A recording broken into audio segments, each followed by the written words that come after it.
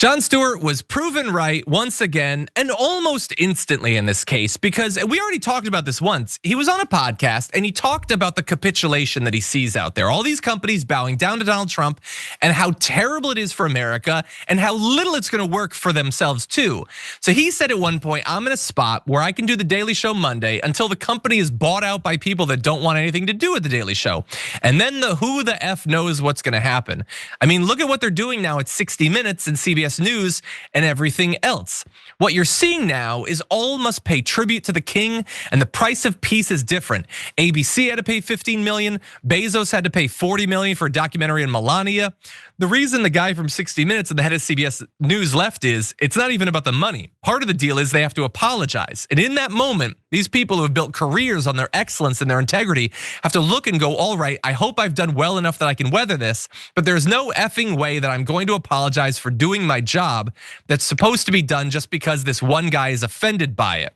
And he concludes, a policy of appeasement always leads to more conquest. So that takes us to, yes, it was great commentary, very dark for America, that they're appeasing Trump, but that Trump is doing this deeply authoritarian BS that we would never accept from any other president. So that brings us to 60 Minutes. Trump lawyers at News Today have rejected a proposed $15 million settlement from Paramount because of the mental anguish they experienced from how 60 Minutes lied about him. Now, I just want to remind everyone, they did nothing wrong. Literally nothing wrong. They know they did nothing wrong. Every objective legal scholar says this would be a slam dunk trial. The issue is they're terrified that unless they pay this dictator protection money, that he will use the power of the US government against them, which he is already doing. And so they're like, fine, okay, we'll pay you. We'll give you 15 million. That seems like the going rate for this sort of blood money. And they rejected it. They want more because they have already been given 15 million by ABC. So maybe they want 30, maybe they want 50, maybe $100 million handed over to Donald Trump. And if they do it, then who do they come after next? Is it TYT?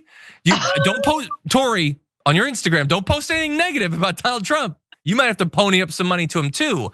And so this was days ago that Jon Stewart said this, and we've already seen further proof of it this week. What do you think?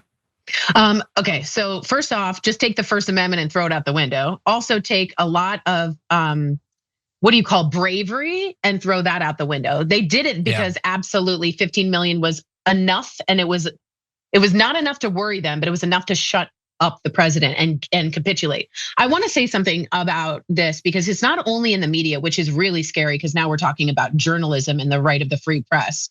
But I also want to take a look at law firms. I know that's a little bit boring, but my dad works at Williams and Connolly, and they represented Perkins and Coie in that big Trump fight.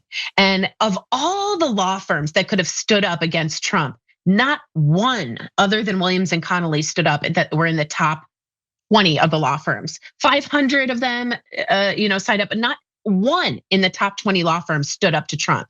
And what scares me, John, is the lack of courage, is the lack of long game, of the idea that we could give up our integrity and apologize to this dictator because that's easier, because that'll make it easier for them.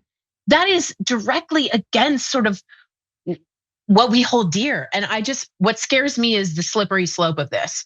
It's already started at CBS, at Paramount, at ABC with Bezos. Just shut him up, just let him like us. That is what the press is supposed to go against. That's what you and I are doing. Yeah, no, that's the main reason I want to talk about this. Is just it's, for those of us who don't have political power to see that like these organizations, like sure, I understand that they're scared. It's the US government and Donald Trump doesn't respect the law or the Constitution. I would be scared too. But you guys have some backing by the public. You have money, you have lawyers. You have lawyers, and you guys aren't gonna do anything. Right now we have Harvard sort of standing up a little bit. We've got that. And pretty much nothing else. Harvard. Yeah, I was proud of Harvard, and I was proud of my dad's law firm to represent Perkins and Coie and stand up. But where is everybody else? It's just Tory and John out here in a boat. That's it. It's just us and Ashley, the producer.